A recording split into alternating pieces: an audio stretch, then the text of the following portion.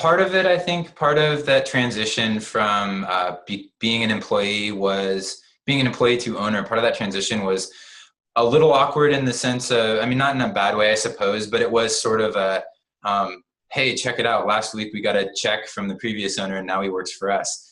Because he actually stayed on for a while and worked for the store. So we traded places, so to speak. One week I got a paycheck with his signature on it, and the next week he got a paycheck with mine on it.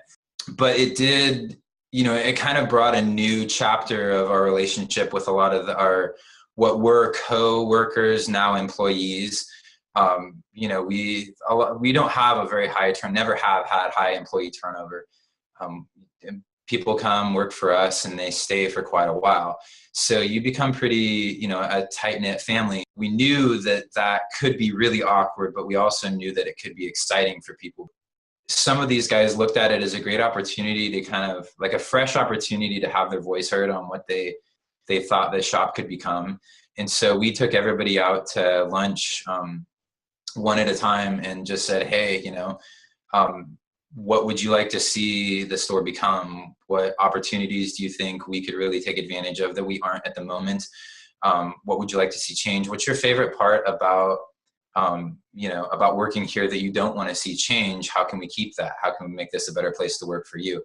We had their trust as friends, but now they're going to work for us. And so their livelihood depends on us. And that's a heck of a responsibility. That part of it was probably the scariest part. It wasn't necessarily an awkward transition, but it was a little scary, I think, at first for us to realize that level of responsibility that we had towards our friends. So we always give the employees a voice in things. We gave everybody with this new store, we gave them a printout of the diagram of the wall layout. And where would you guys put the electric guitars? Where would you put the accessories? Where would you like to see the front counters go? And everybody's got their pencil out drawing what they think the floor plan should be.